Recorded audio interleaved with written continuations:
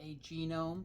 Well, genome is the complete genetic sequence, or let's say genetic material of an organism. And so now that is going to include the nuclear genome, the mitochondrial genome,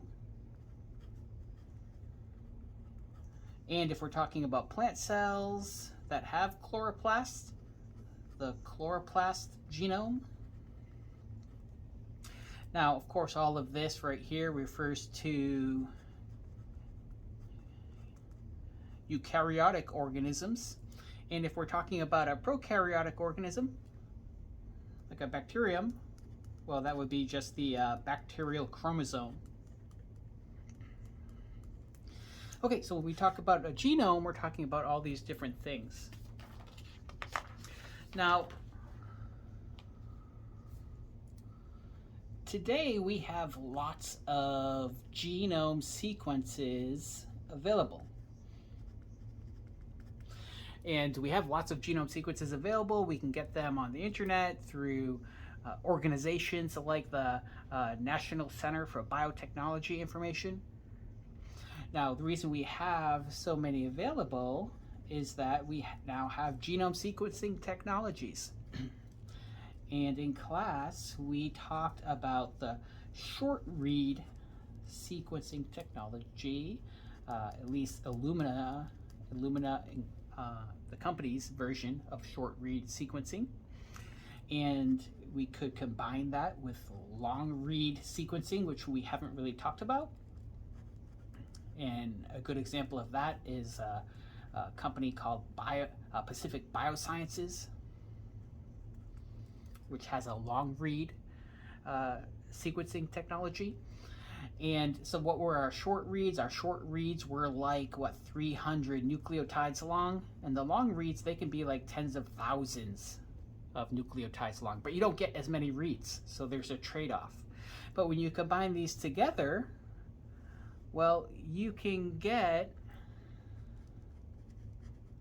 highly accurate, let's say end-to-end chromosome sequences. You know, if you get that, end to end, telomere to telomere, if you get that for every chromosome, well, you have the whole genome, and that would be a mitochondrial genome too in there, or a chloroplast genome if we're talking about plant cells. Now, let's say you are a researcher and you're using these sequencing technologies to sequence the genome of a species that has never been sequenced before. And well, you'd have, I can just, to get this point across, you'd have billions of nucleotides, on your computer, and it wouldn't really mean anything, right? And that's one strand of a DNA molecule, and here's another one, and you just got all these A's and G's and C's and T's and so on and so forth. And so how do you make sense of that? Where are the important parts or the functional components of the genome inside those long sequences? Well, that essentially what needs to be done is the genome needs to be mapped. So genome mapping, another word for that is genome annotation. So that is sort of in the domain of bioinformatics. So if you're a bioinformatician, you would be really good at taking DNA sequences and finding all the important parts or interesting or important things inside the DNA sequence just from the sequence alone. And what kinds of things might be in there. So how about protein coding genes? Can we think of any more? How about other genes that are not protein coding, like tRNA genes and ribosomal RNA genes, microRNA genes? Intergenic regions, right? the regions in between genes, promoters, and terminators. So some scientists will consider these as part of a gene, and some won't. Centromeres, telomeres, well, they're going to be found at the end, right? But where do they stop? Pseudogenes. So what is a pseudogene? By the end of this video, you will hopefully know what a pseudogene is. How about transposable elements? We'll learn about those this semester too. And transposon relics.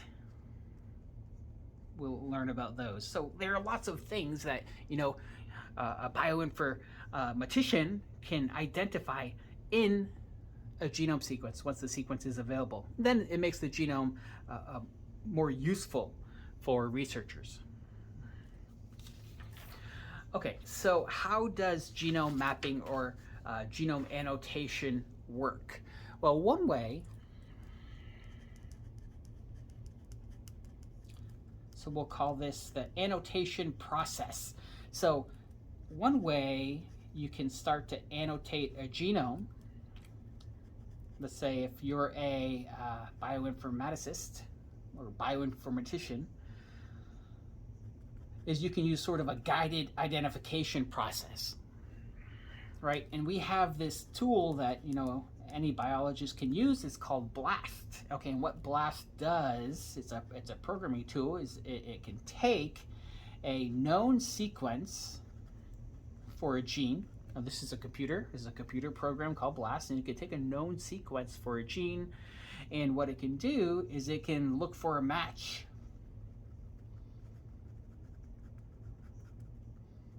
of the sequence inside the genome sequence. Okay, so the known sequence, you know, for fun, we'll call this the query. Well, not for fun, but that's what they call it. And the subject sequence is the genome sequence that you're trying to use, you know, to match, to find, say, the a copy of that known gene, or an ortholog or a homolog of that gene inside the new genome. And you can use a program like BLAST for that.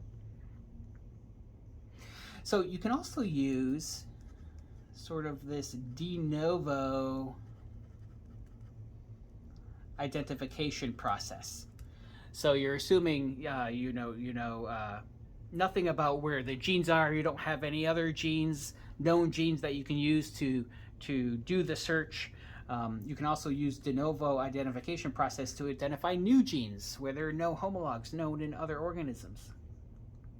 So with this de novo identification based sort of mapping of important elements in the genome, what you could do is use a computer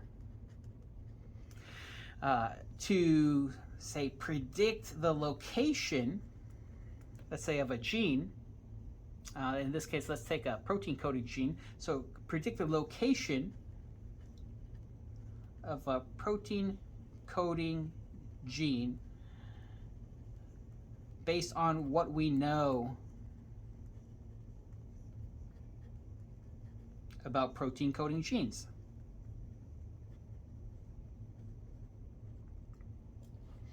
And so we'll go through how this computer could do this sort of prediction in a moment.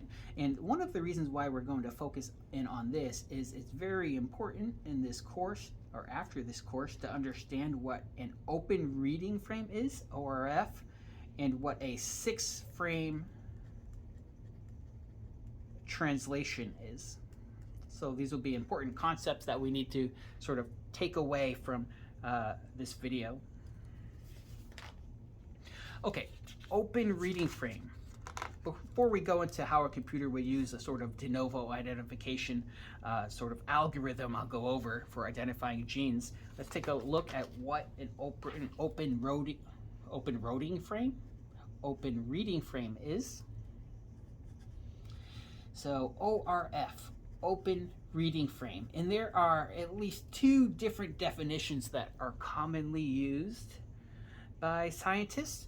So the simple one is sort of an open reading frame is just a span of DNA or RNA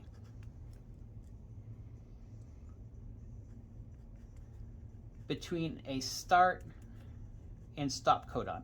So you identify a start codon, a stop codon, and all those nucleotides in between there will be other codons, but not stop codons or start codons, and that's an open reading frame.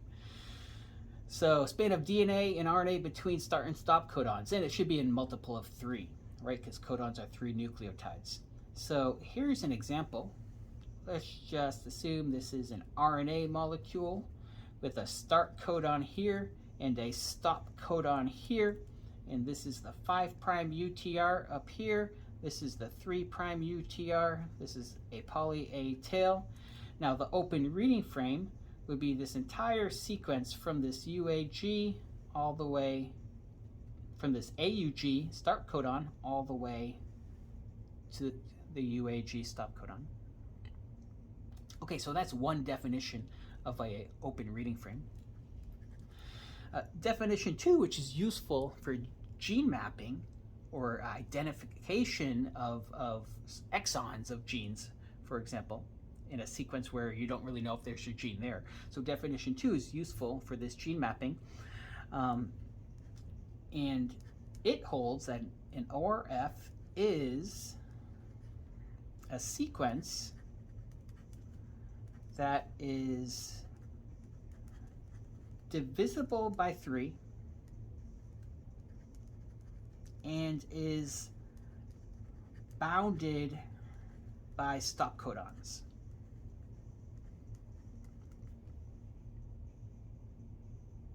Okay, so this is kind of, if you don't quite understand what I'm getting at here, we're going to do an example where we try to find the longest open reading frame in a DNA sequence.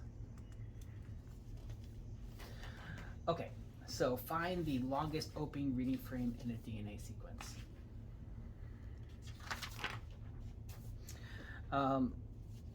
So I'm going to cheat a little bit and use this sequence here. Okay, so our goal is to find the longest open reading frame.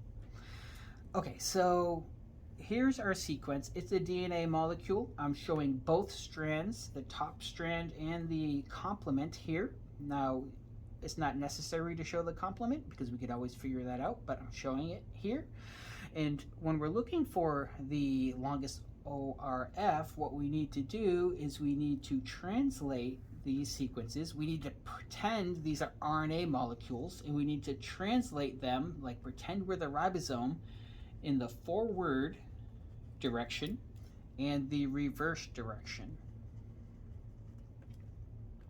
Now, we need to translate in the forward direction in all 3 frames.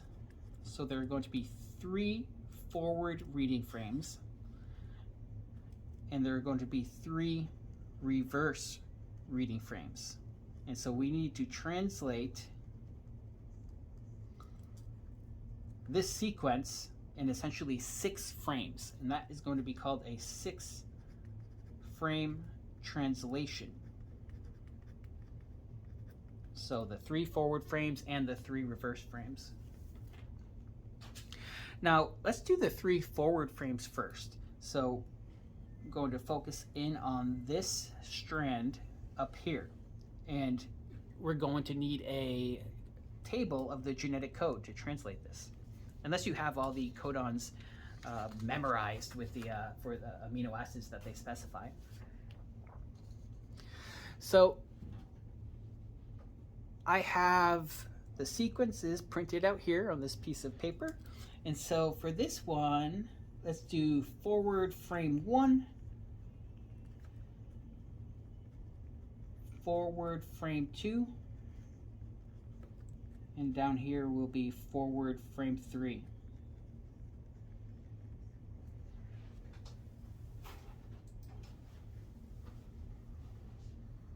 So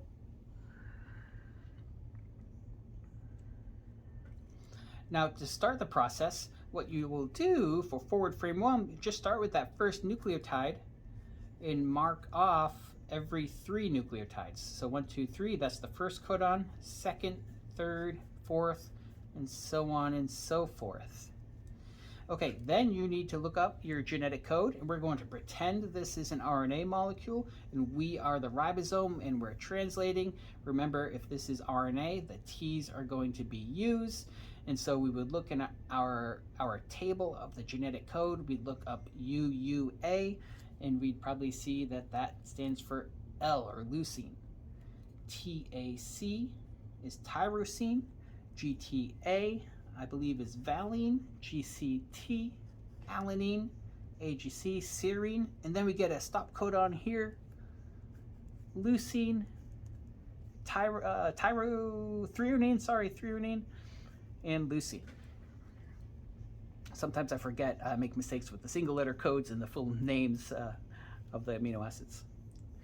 So, okay, we have the longest open reading frame is going to be this one right here. And this doesn't quite fit with our definition of bounded by stop codons, right? Because there's no stop codon over here, but because the sequence is so short, right? So, but we can still call this the longest open reading frame so far. 5 amino acids, then a stop codon. And then, oh, here there's only 3 amino acids. Okay, so that is forward frame 1. Forward frame 2, what we need to do is just cross out that first nucleotide and then divide the sequence into 3 nucleotides each. Segments of 3 nucleotides each. Okay, so these represent the codons. We're the ribosome. We're translating this. We're not going to translate this because there's only 2 nucleotides there. So we have tyrosine, threonine, stop codon, leucine, alanine, serine, stop codon, leucine. And here the longest open reading frame is only 3 codons long, or 9 nucleotides. Okay, so this is the longest one so far, up there in frame 1. Now for frame 3, we cross out the first 2 nucleotides and then identify the codons from there, starting with the 3rd nucleotide. And then we don't do anything with that because it's only a single nucleotide. And then we translate.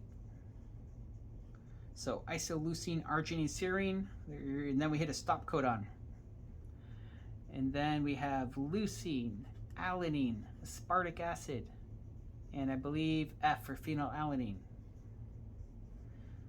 Okay, so we only have 4 there. So far, the longest open reading frame is in forward frame 1, and it is 3, 6, 9, 12, 15 nucleotides long. Oop, I keep kicking my desk. Sorry about that. Hope that's not too loud in the video. Okay, so we're not done yet. We now need to do the reverse reading frames. So let's take a look here.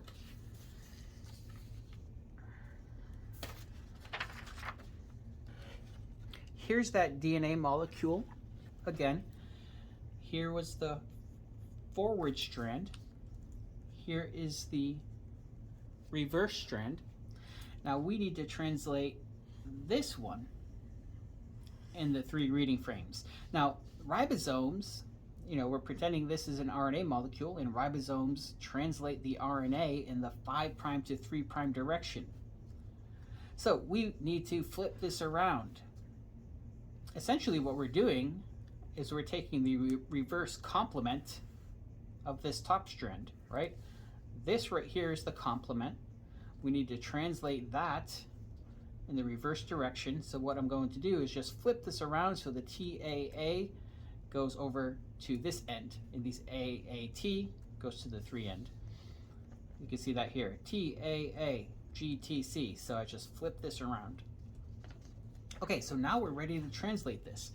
This top one here, I can cross this out now. This will be reverse frame 1,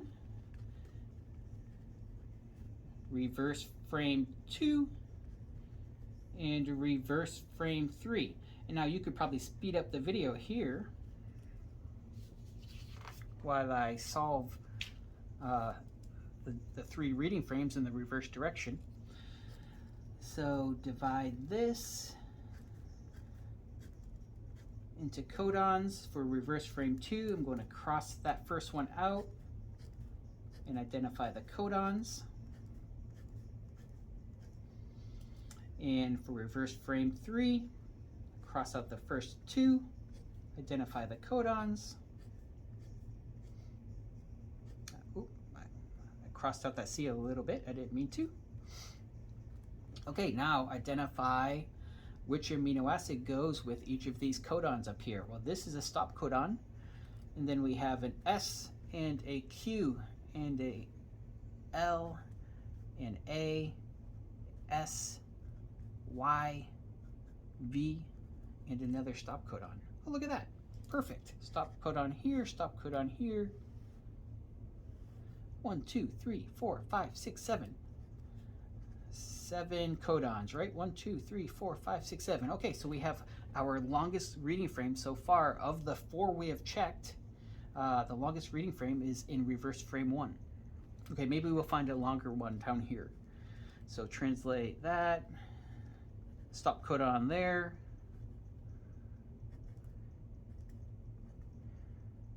And nope, there's no longer one here. We have 3 codons and 4 codons. And then we can go down here, K, S, A, S, stop, L, R, I. Okay, so this is 4, this is 3. So looks like reverse frame 1 has the longest reading frame. It is 3, 6, 9, 12, 15, 18, 21 nucleotides long, 7 codons. And okay, that would be the answer to that question. That would be the answer to that question. Let's say if I said, identify the longest open reading frame from this sequence right here, starting at the 5' end and the 3' end. You should be able to derive the complement, translate in all 6 frames. And you know what? There is a link in the notes that directs you to a website that can do the 6-frame translation for you.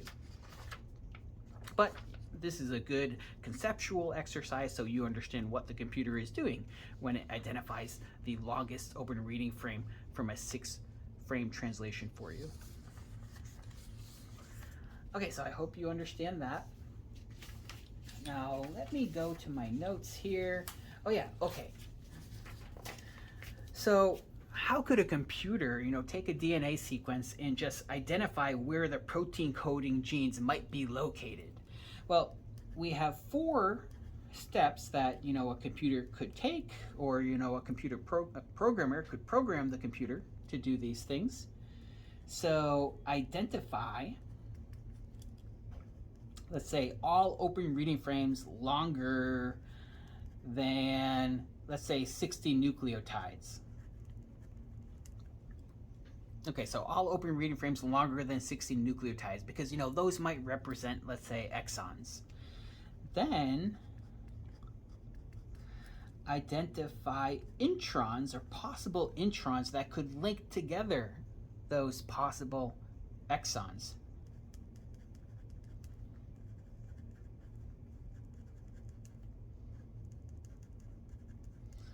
And the introns are going to be based on consensus sequences that are found at the splice donor site and the splice acceptor site, the branch point, and the polypyrimidine tract. So there's a lot of things about introns that you can use to predict if some sequence might be an intron.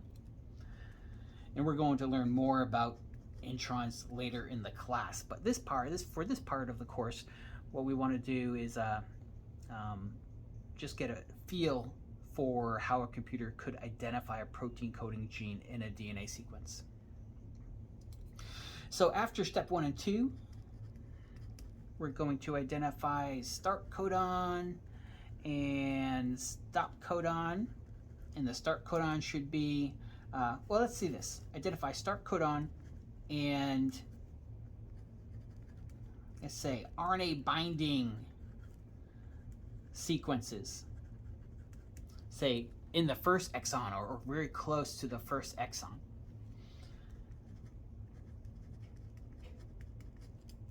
And for the fourth step, what we want to do is identify stop codon and termination sequences near where the computer is predicting the last exon to be.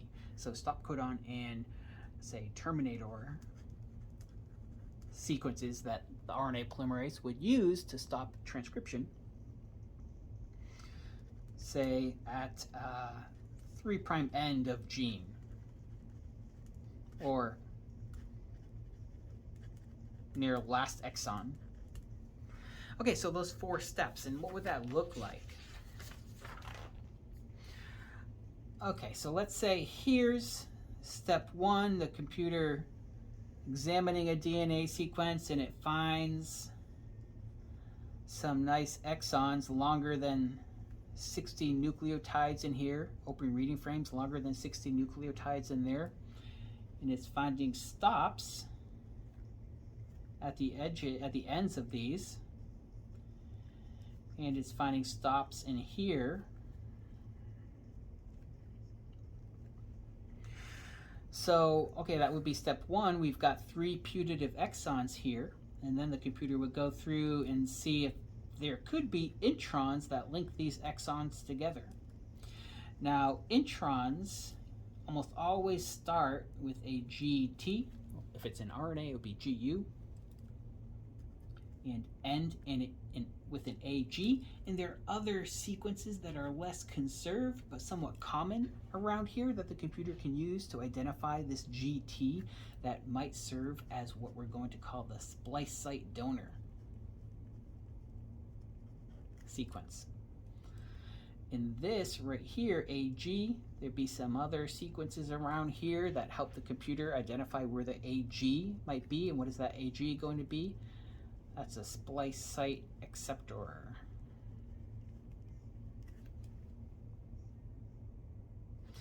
Now, it would have to do the same thing over here, right? If this is an exon and this is an exon, and there's no obvious stop codons in here, or termination sequences, well, then we need an intron that's going to link this. And the computer could make a prediction and say, oh, you know what, I think this is a splice site acceptor sequence, and this is a splice site donor here. So splice acceptor, splice donor there. Okay, so we've got some exons. The computer identified some putative introns there. Again, the computer might use the fact that introns usually have what we call a polypyrimidine tract, which is essentially just a lot of C's and T's near the 3' end of the intron. So if those are also there, then the computer is going to be very confident that these are really introns. Step 3, the computer will look for an RNA polymerase binding site, and we're going to talk more about this. And it's not really RNA polymerase that binds the site, but really the general transcription factors that bind upstream of the first exon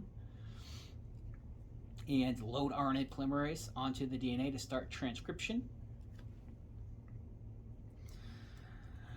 And in here, there should be an AUG somewhere that could serve as the start codon for translation. And then down here, the computer ideally will find an RNA polymerase termination signal.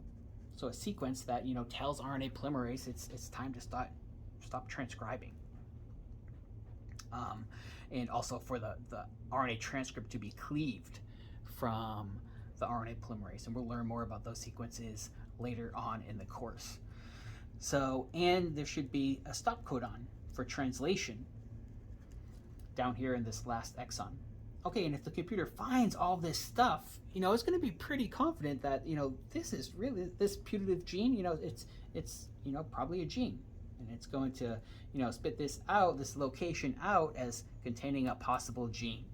And the prediction will look something like this. With the transcription start site, this is how we usually show transcription start sites for RNA polymerase, with an arrow. And then the first exon will go down here to this intron start site. And it will end here.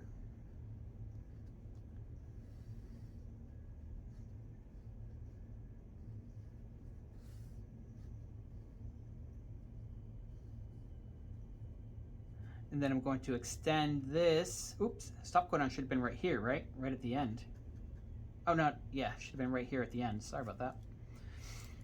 And I'm going to extend this exon all the way down to the RNA polymerase termination signal here, because this exon will be as long as, you know, until the RNA polymerase, the nascent RNA is cleaved from the RNA polymerase during transcription.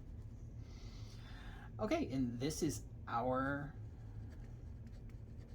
predicted gene structure with 3 exons: exon 1, exon 2, and exon 3.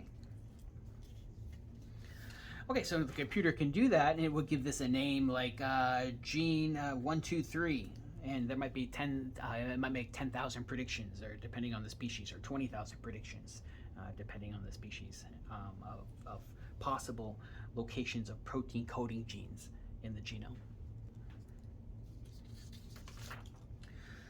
Okay, so start that again. Okay, we have our genome sequence. And we have a genome annotation. And these can be both be stored digitally, and you can download them both, and great, you have what is called and what can be used as a reference genome. And so for like really important species like, you know, humans and mouse, there are whole consortiums of scientists that, you know, update. They are like the caretakers of the reference genome for that species. And they will update it as, you know, they get more information, or they find errors and things like that. Early versions of genomes might not be, you know, complete end-to-end sequences of each chromosome, and so the genome sequences get updated until they're, you know, the reference is perfect, you know, or as perfect as it can be. So if a genome is being stored in a database, and let's say it's the reference genome, one thing is, you know, one question is, let's say each chromosome should be stored in the database, and, you know, what strand do you store? Like, for example, let me diagram a DNA molecule here, and we'll call this strand, right? We'll call this the top strand, and we'll call this the bottom strand. You don't need to store both sequences in the database, you just store one. So which one should be stored? And there are researchers trying to get everyone to do the same thing. Now let's say this is one chromosome in a genome, and this DNA right here that I'm pulling out, let's say this represents the end of that DNA molecule that is like wound up into this compacted chromosome here. So this is just one long DNA molecule with the centromere here, and let's say, and I don't really know if you can, like, this is where the end would necessarily be found way down here, but I'm going to pull out this other end here. And okay, it's one long DNA molecule, so it should have 2 ends, and these are normally protected with the telomere. And I'm not going to show the telomere sequences because they're repetitive and they would be kind of confusing, and I wouldn't be able to point out or make the point I'm trying to make here. So I'm just going to make up some nucleotides here. just need to complement it, right? And I'll say that's the 3' end and that's the 5' end. And we'll do the same thing up here. So GAACT, doesn't really matter what they are. Now, ideally, or at least according to, I guess, scientists who are trying to standardize the process of storing reference genome sequences, what they want everyone to do is, when you're looking at a chromosome, chromosomes can usually be divided into 2 arms, right? A small arm and a short arm that come off the centromere. Did I say small and short? I meant small and long. The small arm is called the P arm. The long arm is called the Q arm. Now, if you're looking at the P arm of the chromosome, that very end of the DNA is going to have a 5' end and a 3' end. And so the 5' end, the strand that has its 5' end in the P arm, is also called the Watson strand. Now, the other strand that's not the Watson strand is the Crick strand. Now, what if you have a chromosome where the arms are of equal length and someone needs to decide which is the P arm and which is the Q arm? But when it's obvious, well, okay, you have the P arm, it's the short arm. Well, the strand that has its 5' end in the short arm is the Watson strand. And so the 3' end of the Watson strand is going to be found in the long arm. Now, ideally, what researchers will do is they will store the Watson strand sequence from the 5' to the 3' end in the database as the reference strand. So I think most genomes are stored that way, but there might be some in there that went in some chromosomes of some genomes went in the wrong direction, but that's okay. So once the genome has been established, sequenced, the annotation file is available, it can become the reference genome. It can become the reference genome for all researchers to use, to help them study, their particular organism of interest. If it's assuming it's the organism, if you're working on the same organism. And so what can you do when you have a reference genome? So one of the things you can do is you can identify variants. So nucleotide variants. So, and this is where I want to touch on these terms: single nucleotide variants and single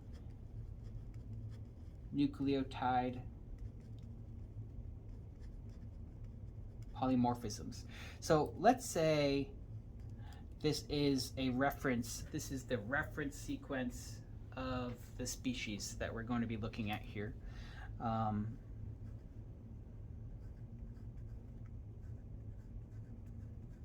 Just a small part, it's a small sequence from the reference genome of species A.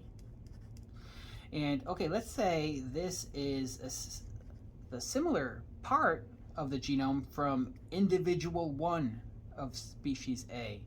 And what we find is that the sequence is almost identical, except there's one variant nucleotide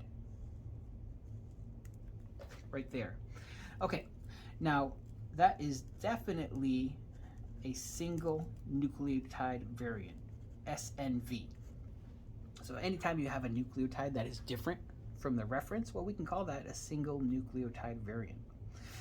Now we have this other term, single nucleotide polymorphism, and this variant could also be a single nucleotide polymorphism if it is found in more than 1% of the population of species A.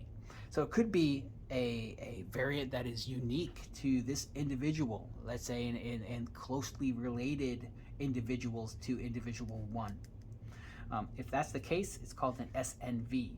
But if it represents if it's found in a significant meaning more than 1% of the population, it's called a single nucleotide polymorphism. And you might hear these terms being thrown around, and SNP is usually means it's found in a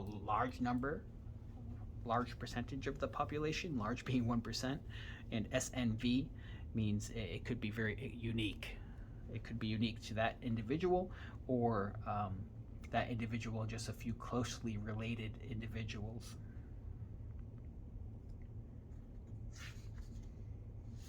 Okay, so that's SNP and SNV. Now, another thing we can do with genome sequences is we can check for synteny.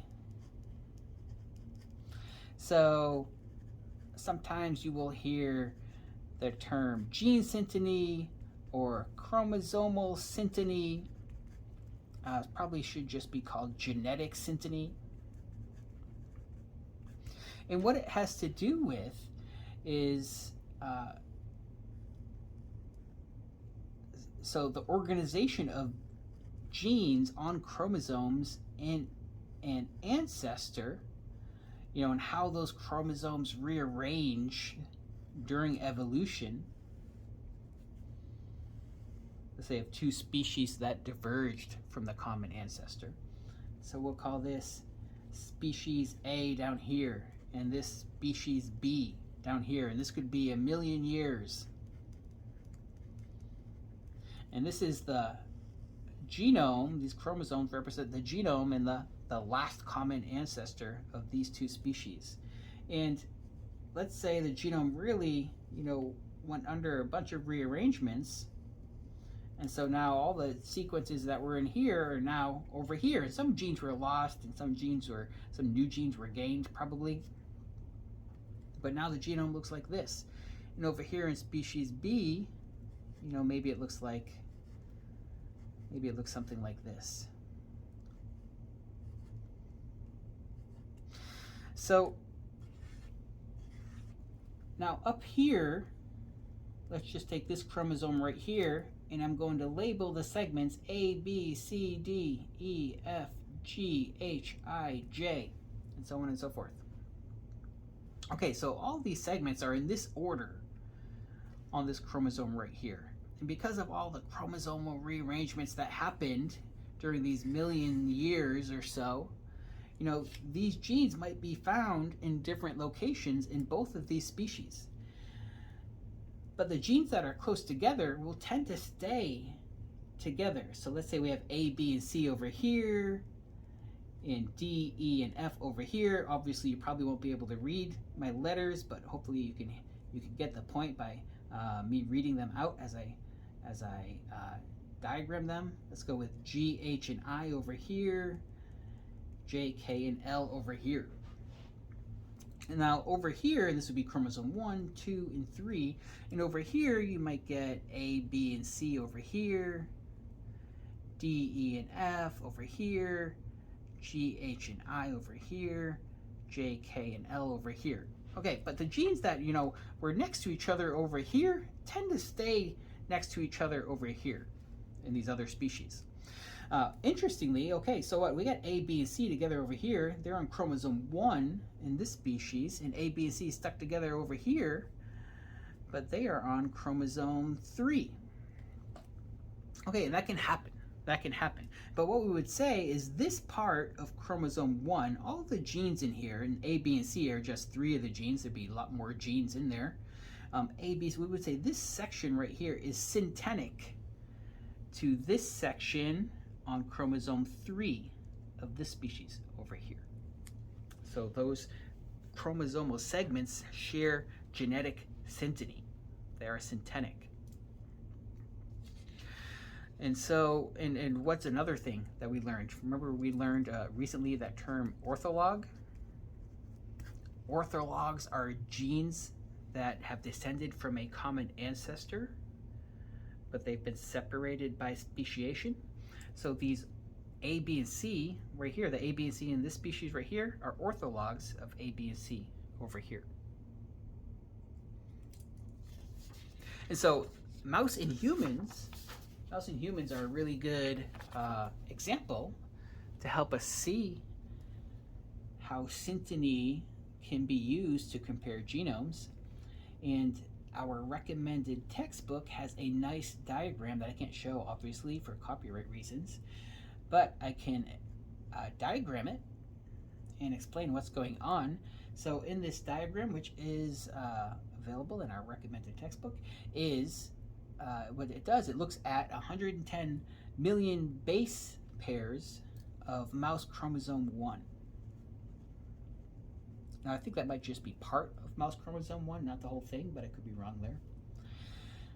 And so we're going to divide this into 10 million base pair segments. And no way is this the right length. Let's see. It's pretty good. 90, 100, and I'll add 110 on there. Okay. Now, what researchers have found for this part of mouse chromosome 1 is that this beginning here of mouse chromosome 1 matches large segments, so 3 large segments up to here of, let's say, human chromosome 1. So 3 large segments there of human chromosome 1. And I'll color those red. So these parts of chromosome 1 right here, human chromosome 1, are syntenic with this region right here of mouse chromosome 1. And then as we go down here,